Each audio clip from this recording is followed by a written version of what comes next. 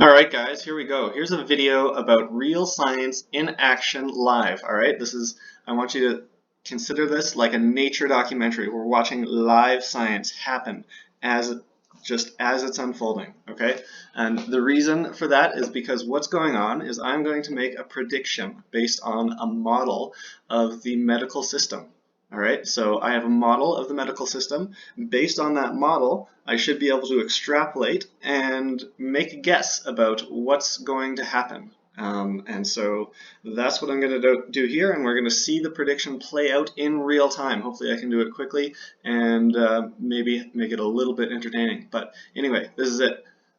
So I stumbled on this website. It was forwarded to me by a health practitioner that I know of. It's called dobugsmedrugs.org, and it's a great website, or at least it looks great. I haven't been around it very much, but it's a website about antibiotics and their costs, essentially, right? It's talking about how the overuse of antibiotics has caused an explosion of antibiotic-resistant microbes that are now doing lots of damage. And it's kind of trying to advise us not to use too many antibiotics. And that's all great, right? I mean, I'm sure there's tons of websites out there like this. The difference about this website is that it's put up by Alberta Health Services, which is crazy, right? Alberta Health Services is actually putting out information that is a little bit anti-pharma, which initially would go against my model of the medical system, right?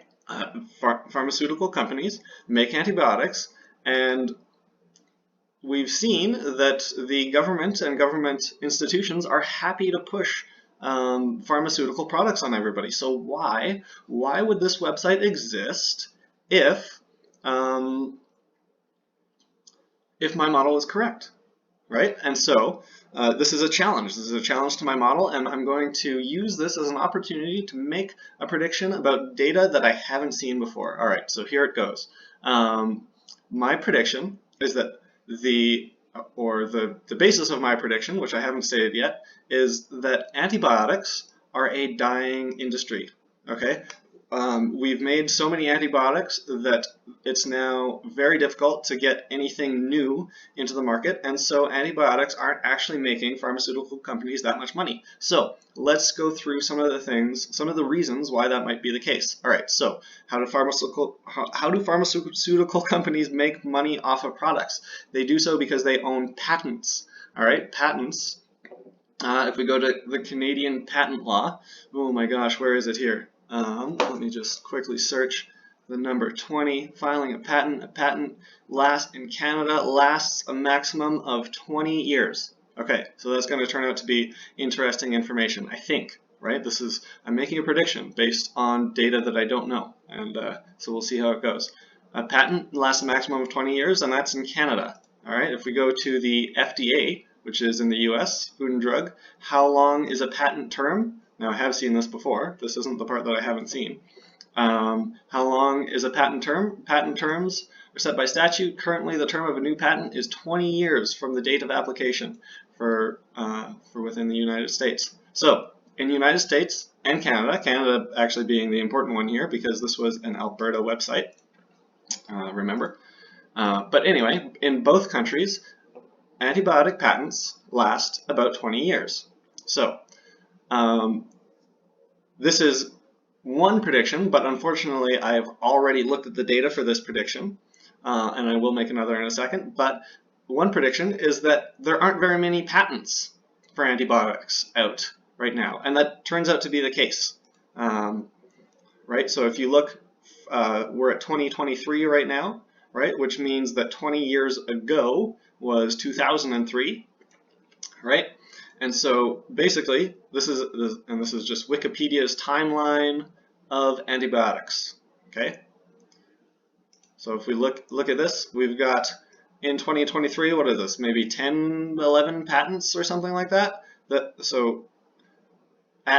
According to this, we have 10 or 11 patents that are currently still feasible, and lots of them say going up to 2009.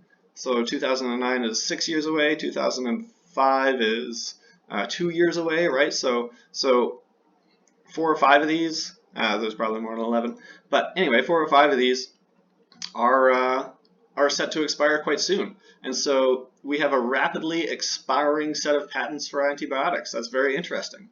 And so yeah, and if let's just compare that to say the 20 years before that. So from approximately 1980, right, or 1983, right? The 20 years before that, well, that starts here.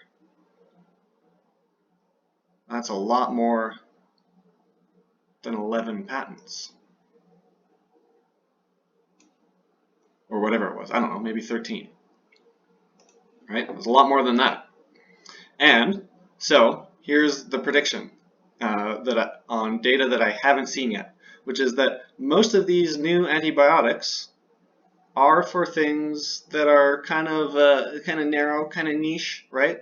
Which means that they're not going to make as much money as something like, I don't know, penicillin would have. Now, penicillin is probably long out of patent, but I would guess that the patents in this section of the timeline would have made pharmaceutical companies much more money than the patents in this section. All right, and you can see I've clicked on a couple of these already. I started going up the timeline, and then I realized, hey, maybe I should make a prediction before I've seen the rest of this data.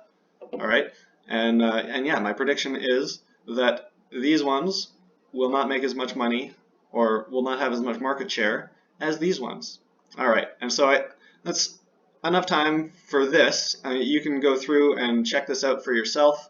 I might post a video later about me going through it. But this is science in action, all right? This is my model making a prediction, and one that puts it out there, right? If I'm wrong, well then maybe my whole model is wrong. Maybe I'm actually wrong, and I'm giving data an opportunity to prove me wrong, which is science. That's falsification. That's the basis of science. So there's a little